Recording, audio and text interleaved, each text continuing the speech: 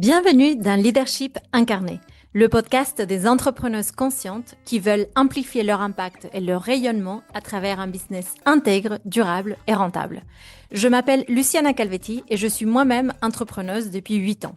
Après avoir bâti un business de cœur rayonnant et prospère, et après avoir accompagné plusieurs centaines de femmes à travers mes programmes, formations et retraites, je suis ici pour t'aider à en faire autant à ta manière. À travers ces épisodes, je vais t'inviter à élever ta posture, structurer ton ambition et incarner un leadership mature pour déployer ta contribution avec cœur et stratégie. Si tu es prête à vivre ton entrepreneuriat comme une voie sacrée de création et d'expression de ta lumière, tu es au bon endroit.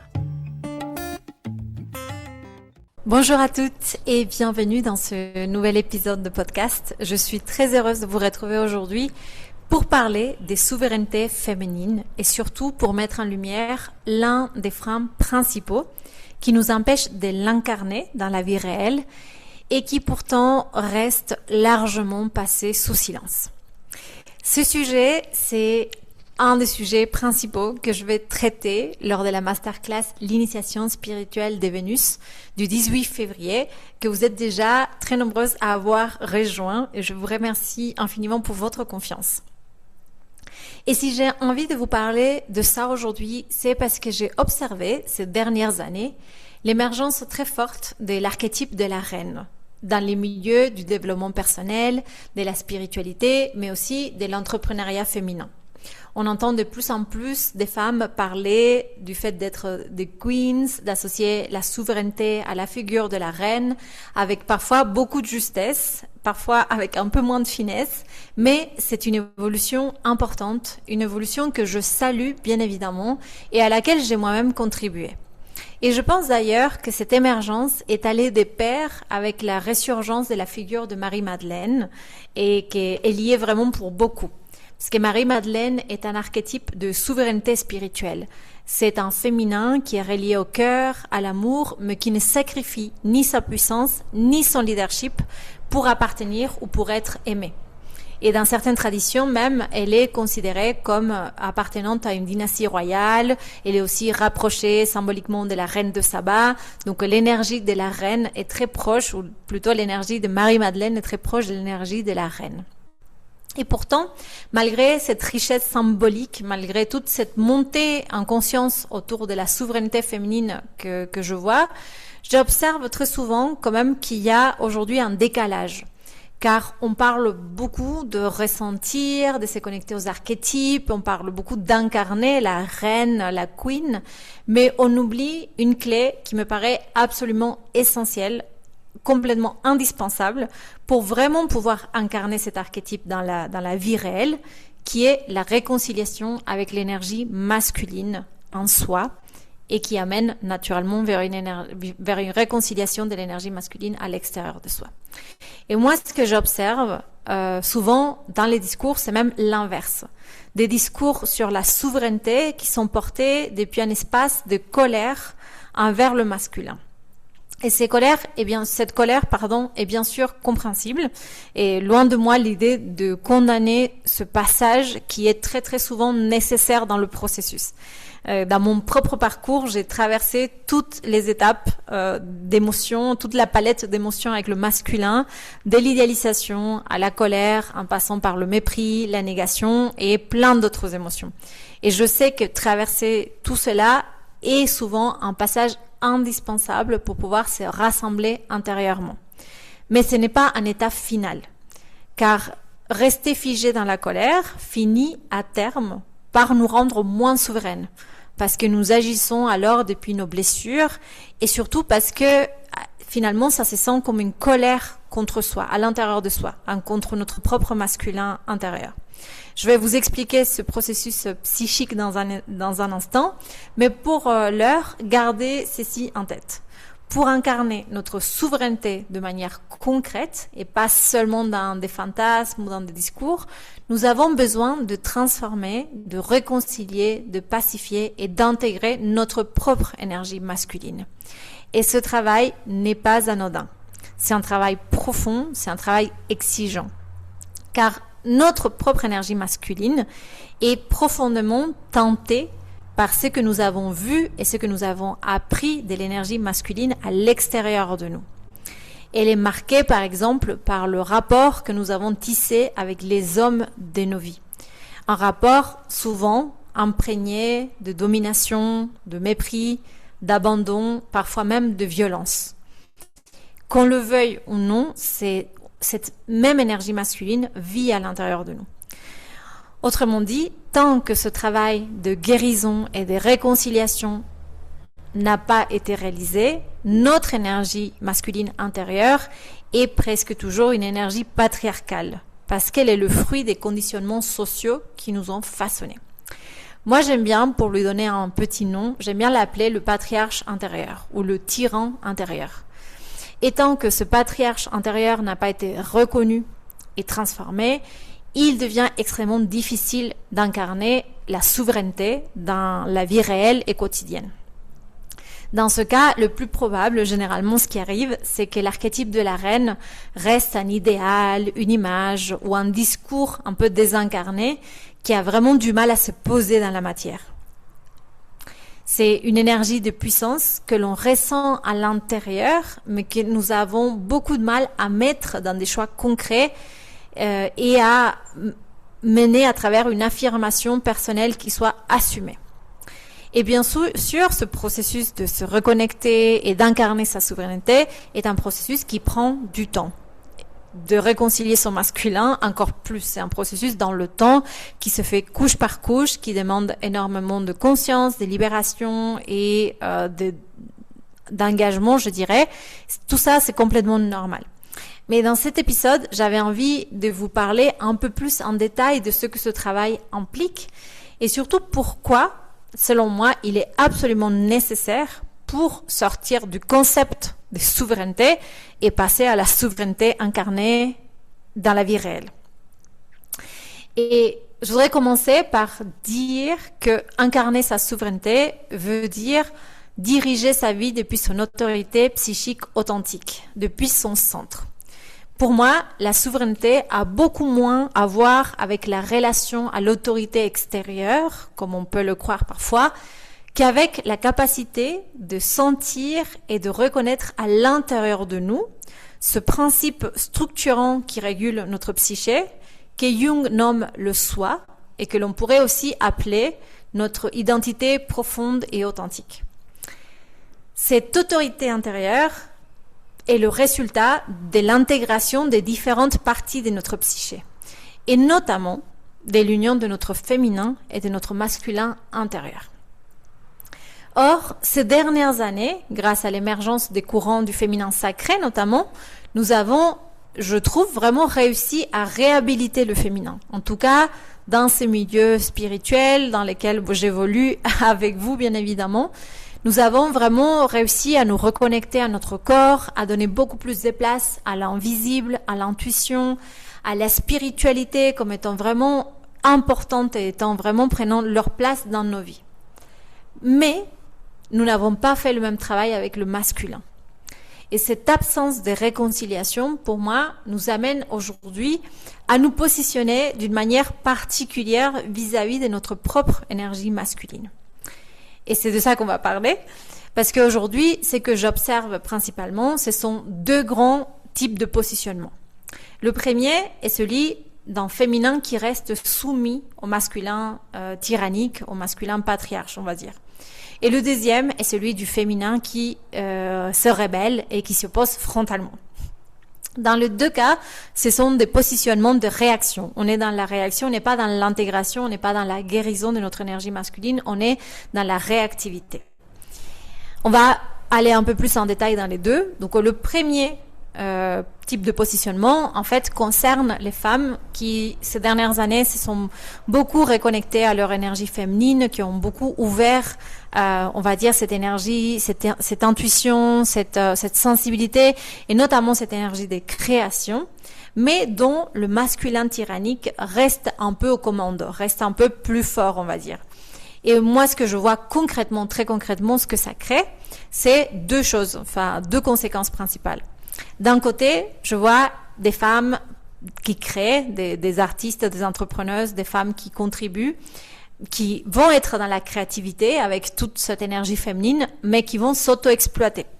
Elles vont tomber dans l'exigence, le perfectionnisme, elles vont dans la productivité un peu très forte, et c'est quelque chose que j'ai vécu personnellement. J'ai été là pendant un bon moment dans ma vie et dans mon entrepreneuriat, et donc c'est ce féminin plein d'idées, plein de plutôt d'intuition, plein de canalisation, mais qui est exploité par le masculin intérieur et qui fait qu'on travaille parfois jusqu'à l'épuisement.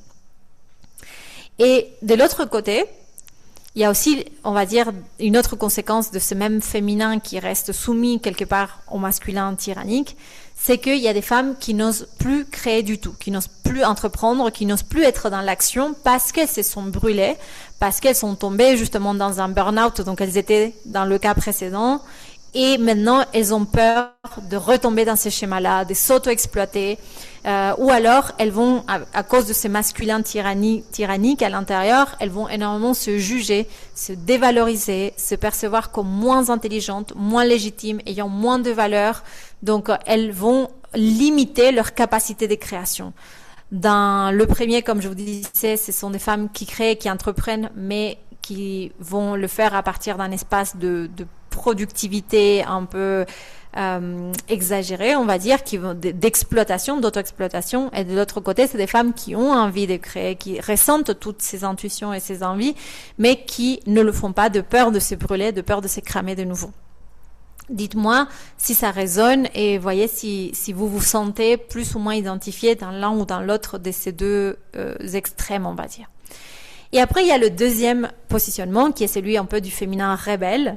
Pour moi, ce sont justement ces femmes qui se sont rebellées contre le masculin tyrannique et qui parfois, en fait, vont aller puiser leur propre puissance dans ce rejet, dans cette colère, dans cette presque haine, on pourrait dire, du masculin.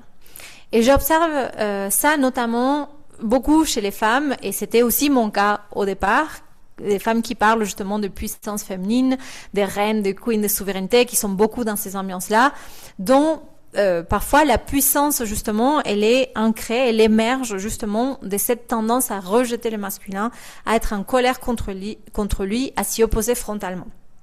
Et encore une fois, comme je vous ai dit tout à l'heure, cette colère, pour moi, elle est normale, elle est profondément justifiée, parce que c'est une colère contre le masculin patriarcal, et être en colère contre ces masculins justement tyranniques, reconnaître les blessures du patriarcat, se reconnaître parfois aussi victime du patriarcat, pour moi, c'est une étape essentielle dans la guérison du féminin. Je ne la nie pas, absolument pas.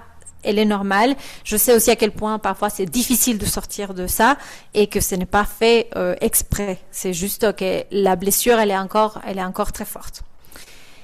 Cependant, si on reste là-dedans, pour moi, il y a un risque qui est très important, parce que lorsqu'on ne différencie pas l'énergie masculine saine de l'énergie masculine patriarcale, on va directement rejeter l'énergie masculine en bloc. Et en la rejetant, on a aussi des conséquences, on a surtout deux phénomènes qui vont se produire. D'un côté, on rejette le masculin à l'extérieur de soi, donc on va créer une lutte contre tout ce qui à l'extérieur nous rappelle le masculin, mais aussi on va le rejeter à l'intérieur de nous. On va pas le reconnaître. Et qu'est-ce qui se passe quand on rejette une énergie à l'intérieur de nous? On la relègue dans l'ombre, dans l'inconscient, on va dire, dans un espace où il n'est pas reconnu, où ça reste de côté. Or, tout ce qui est relégué dans l'ombre continue à agir. Et bien souvent, il continue même à diriger notre vie, mais de manière inconsciente. Et c'est ainsi qu'on tombe un peu dans un féminin qui est dominateur, ou parfois dans une posture de vengeance. Pour moi, quand le masculin tyrannique continue à nous dominer depuis l'ombre, ça va se manifester par des signes assez concrets. Donc, par exemple, le premier, que je vois beaucoup aussi, pour les femmes qui sont dans une voie de création, de contribution ou d'entrepreneuriat, par exemple, je le vois dans tout ce qui est rejet de la structure, du cadre, rejet des stratégies. Et tout ça est perçu comme trop enfermant, trop limitant, parce qu'en fait, il y a encore une confusion ici entre structure égale domination. Il y a aussi, par exemple, un refus de planifier, de décider, de trancher, un refus ou une difficulté de s'engager dans la durée. Et au contraire, on va mettre la créativité, l'intuition, la fluidité comme étant au premier plan. Mais en fait, ce qui se passe derrière, c'est un rejet global de toute forme de contrainte.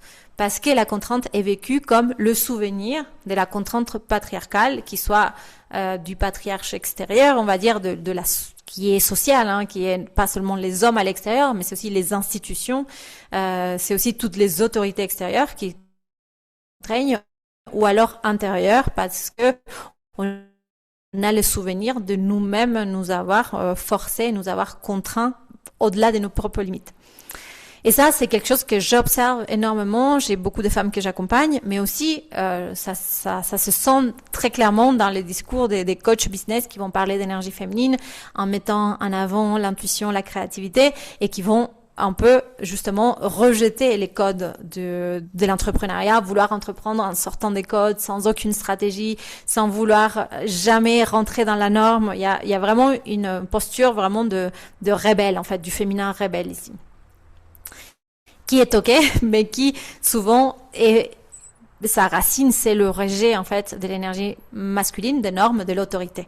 Mais ça ne part pas d'une autorité intérieure intégrée, avec où le masculin et le féminin sont intégrés, mais plutôt d'une rébellion contre l'autorité extérieure. Ça peut se manifester aussi, par exemple, quand le masculin on va dire, dirige notre vie depuis l'ombre par une posture de supériorité morale. Et ça, c'est notamment dans les discours qui se placent un peu au-dessus du système. Moi, je suis au-dessus du système, ou qui vont placer un peu, qui vont créer ces distensions des individus entre les éveillés et les moutons. C'est un peu cette sensation d'inflation morale. Ça, c'est typiquement un masculin qui dirige depuis l'ombre, qui s'exprime depuis l'ombre.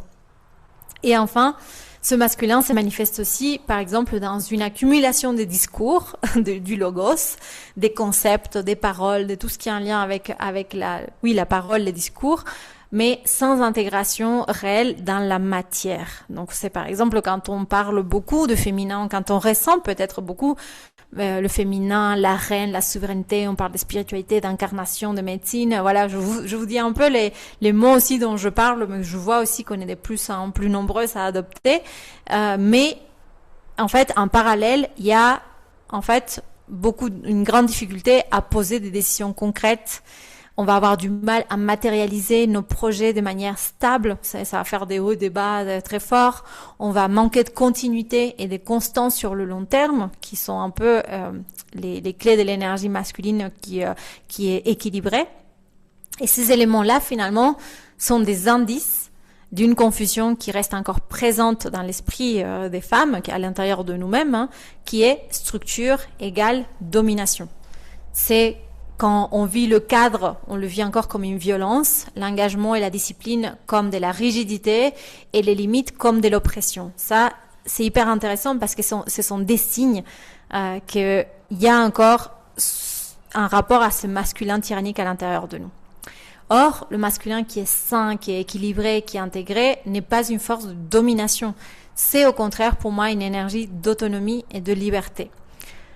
Et lorsqu'on s'est réconcilié avec son masculin intérieur sain, on réalise finalement que la structure juste protège la vie, que les limites claires rendent justement les relations possibles, qu'une direction assumée canalise notre énergie. En fait, le masculin sain est celui qui nous permet en réalité de matérialiser, de concrétiser les visions, les intuitions, toute l'énergie créative de notre féminin. Et c'est pour ça que ce travail, pour moi, est si important, notamment pour les femmes qui sont sur une voie de création, de contribution, d'entrepreneuriat, car c'est de l'intégration de ces deux énergies psychiques qui naissent nos plus grandes et plus belles créations.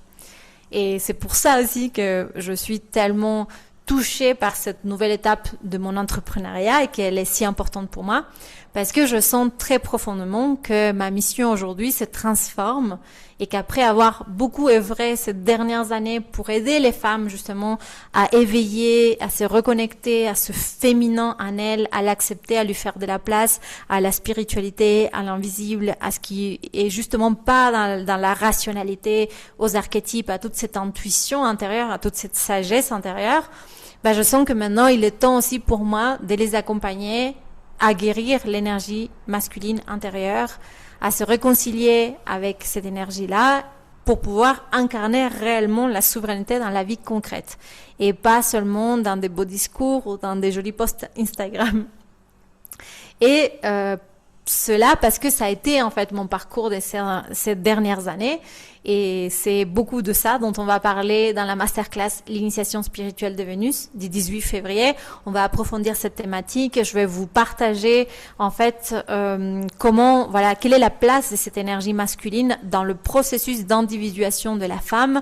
On va comprendre aussi comment se fait cette réconciliation avec notre énergie psychique masculine depuis la sagesse féminine, depuis la sagesse, on va dire, d'intégration, la sagesse d'amour, la sagesse d'union sacrée de l'énergie féminine. Et on va voir, comment commencer ce travail, comment avancer dessus. Donc, toutes les inscriptions pour la masterclass du 18 février sont dans la description. N'hésitez pas si vous avez des questions et merci beaucoup pour votre écoute. À très bientôt. Merci beaucoup de m'avoir écouté et si tu as aimé ce podcast, je t'invite à lui laisser 5 étoiles sur ta plateforme d'écoute préférée. Je serai aussi ravie de lire tes commentaires. Et si tu veux aller plus loin, tu peux télécharger mon guide gratuit « Mieux servir le monde avec ta médecine de cœur » dont tu trouveras le lien en description.